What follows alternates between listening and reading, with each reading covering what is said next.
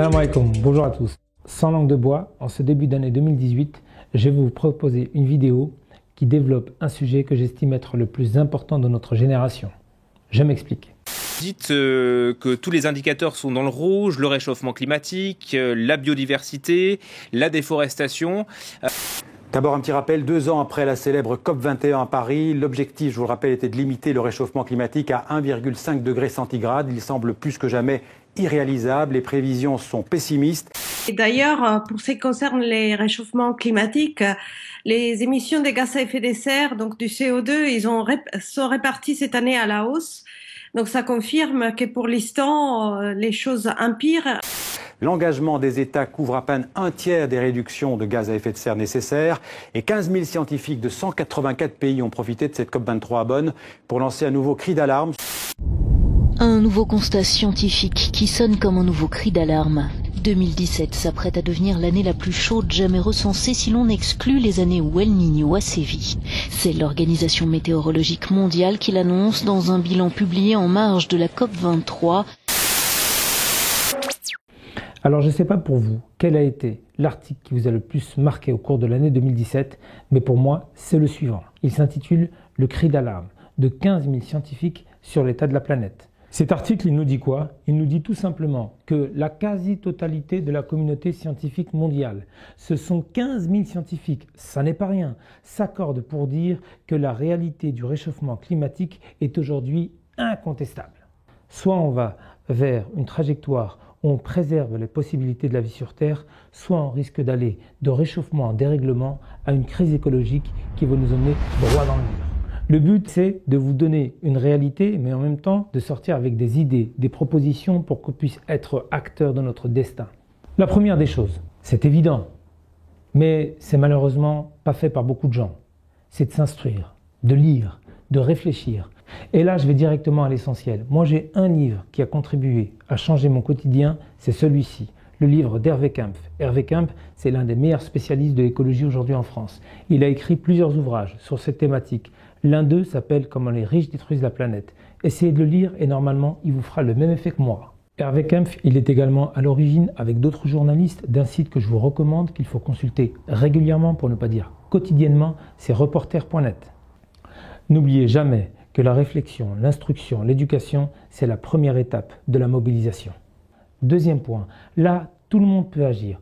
Vous savez, tous les produits que l'on consomme quotidiennement, cette chemise, les téléphones que vous avez, les ordinateurs, les voitures, les tables, les chaises, tout ce que l'on a un coût écologique. Le coût écologique, c'est la quantité de matières premières qu'il a fallu pour construire les produits en question. Et parmi les produits qui ont le coût écologique les plus forts, le plus exorbitant, c'est la consommation de viande. Il faut 14 000 litres d'eau pour fabriquer 1 kg de viande rouge. La viande est l'un des éléments que l'on consomme quotidiennement qui a l'empreinte écologique la plus forte. Ça veut dire que sur cet élément, il y a un levier d'action.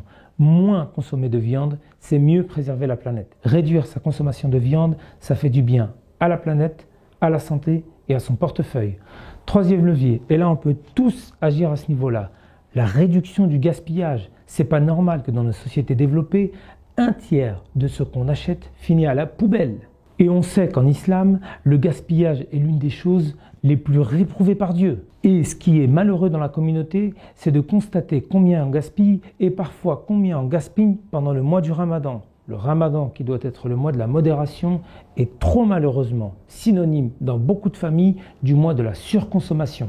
Quatrième des choses, en islam, dans le Coran, nous avons près de 300 versets à portée écologique. Allah Azza wa Jal, dans de nombreux versets, nous appelle au respect de la création, à la méditation de la nature, au fait que cet écosystème qui nous entoure nous rappelle sa présence. هو الذي أنزل من السماء ماء لكم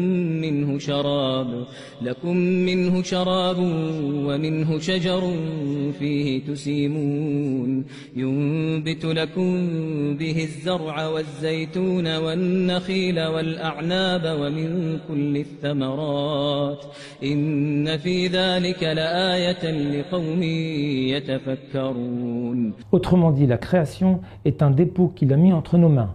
Mais l'obligation, notre responsabilité aujourd'hui, c'est de préserver cette création.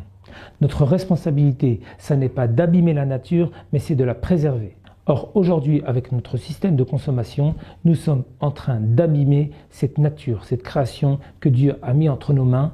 Il est du devoir de la communauté de prendre à bras-le-corps ce sujet. J'en appelle donc à nos imams, à nos responsables de mosquées, de multiplier pendant les prêches du vendredi des thématiques sur l'écologie, sur l'environnement, sur la modération, sur le refus du gaspillage, de sorte à ce qu'on puisse collectivement être en phase avec l'éthique de l'islam et également face à un sujet crucial pour notre avenir et surtout celui de nos enfants.